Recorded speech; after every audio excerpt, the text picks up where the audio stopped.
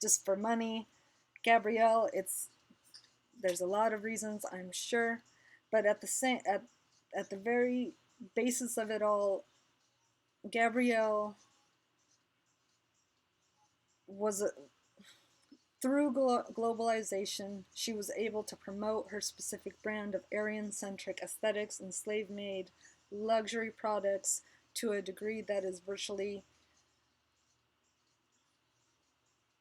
sorry, I was looking at my cat. You cannot imitate it today. It's virtually inimitable. Sorry. Um, but I just said slave made, and I'm sure some of you, some of the ladies probably are like, no, no, no, Wendy. Chanel bags are made in France, and those are happy artisans that make them. Yes, that's true. Chanel bags are made in France and or Italy, but the Chanel clothes and other products are not. And in fact, a 2017 report published on clothing brand supply chain transparency, Chanel was the worst, the worst high-end fashion company in terms of sourcing transparency. So, let's see, sorry. Yes, please go to fashionrevolution.org and read their report. They put it out every year. It's put out by some advocacy organizations, Fashion Revolution and Ethical Consumer. And what they do is they just look into all the brands that we essentially have to choose from here in the United States. Mostly, I'm sure this is largely global to some point, but I don't know if like there's a Forever China 21 in China. So everything I'm talking about is for the American people because that's all I really can talk to. So here you go. You go to their website. You download the report. It's a PDF, and then yeah, just go into the find a bar. Control F. Type in Chanel, and it'll I think the name comes up 3 times, and there you go. The first. So here's, I don't know. This is the second match for Chanel, and look at those scores. It gets a 10% in policy and commitments, tracking and traceability, social and environmental audits and remediation, engagement, of, I don't know, collaboration, governance. It literally got a 10%. That's crazy. I mean, but what's even crazier is that you've got Hermes, who's right up. They got the second worst score. I guess they tried. I mean, okay, Hermes tied with Claire's accessories. Like, the fashion industry is evil, people. Come on. Yeah, here's the, this is probably the third or something. It's in the report. 10%, the bottom score, what I just said, is Chanel. They got the lowest rating. That's the results of investigation into what's behind Chanel today. And again, like, not again, but you'll see, like, here is what we're gonna do is we're gonna now look at like the actual trademark look of Chanel, because aesthetic esotericism, a lot of it is going to be visual. I've been talking about perfume and stuff like that, and very powerful stuff. But let's look at the fashion side now. So let's compare their most famous brand ambassador, Catherine Deneuve, sorry, in her iconic 1972 campaign. Again, it's with research, it's arguably the most famous campaign for Chanel.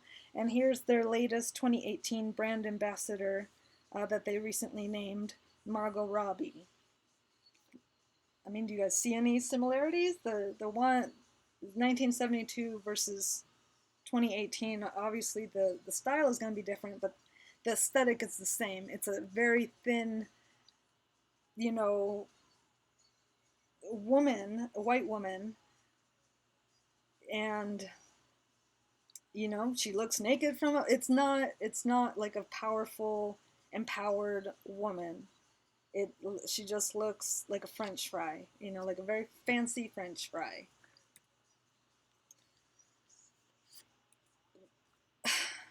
And I'm not saying that's bad. I'm just saying that in a world of mostly, burgers and hot dogs, you need to stop focusing on the French fry, because that's not what people are.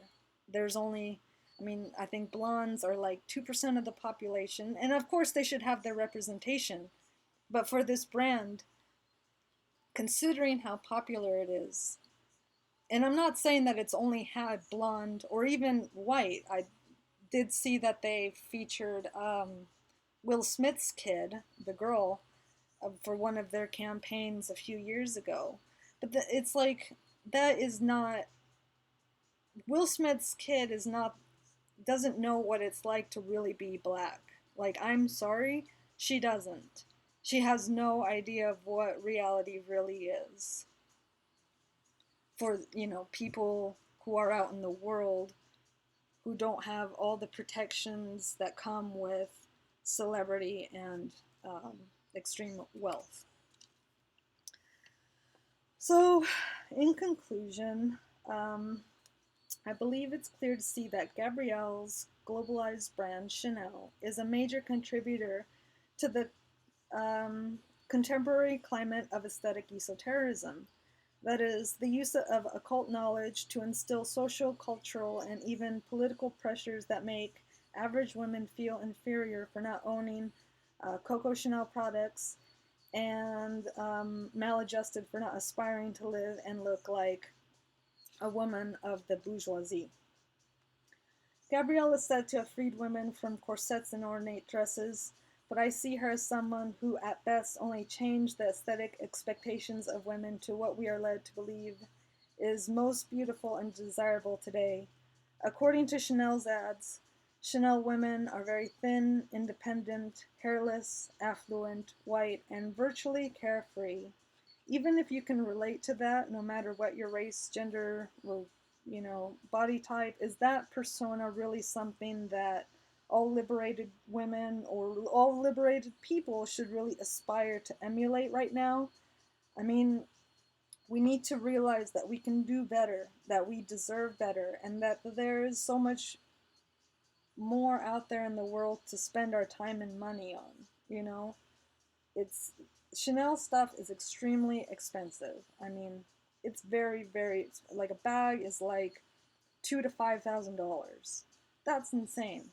That's like a lot of people's cars. So I don't know. I guess I lost it, but I took it out. There was a quote by Andy Warhol that I think kind of explained why Chanel is so popular, uh, even after what I just said. Like, I really like what he says here. He says, "What's great about this country is that America started the tradition where the richest consumers buy essentially the same things as the poorest. You can be watching TV and see Coca-Cola and see that the president drinks Coke. Liz Taylor drinks Coke. And just think, you can drink Coke too. A Coke is a Coke, and no amount of money can get you a better Coke than the one the bum on the corner is drinking. All the Cokes are the same, and all the Cokes are good. Liz Taylor knows it, the president knows it, the bum knows it, and you know it." Think about that. That's definitely what Chanel products do. I think they, a girl like, someone like me, just very poor, just poor. And then, we save up all this money. We save up $3,000 and we get a Chanel bag, and we're just like, we're wearing it, we're going to the mall with it or whatever. And it's just like, to think that somehow is okay for how you're treated, for what the bourgeoisie, the rich people, for what they take from you and like your community on a daily basis. Like you think that having this bag is enough, is like gonna put you on their level and just make everything okay and equal because you were able to save up that money.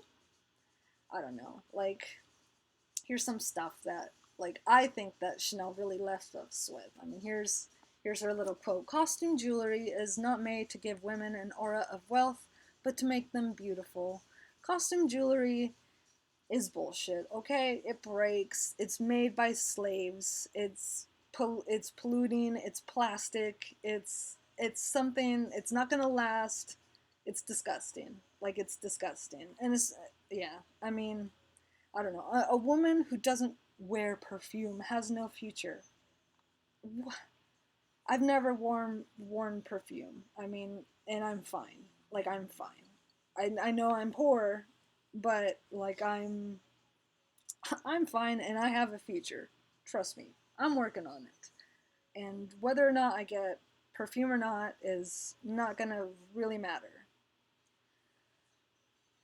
Just realize that this woman, there's a lot more to this woman. Look at this picture of her. Like, she was into shit, man. And there was stuff that she said and did that really made sure that her brand, her aesthetic is alive today. And I just wanted to give you guys a little overview of why it might be affecting you. There's all this history behind it, and it's not a good idea to underestimate her or history in general. Thank you for watching. I wish you all the best.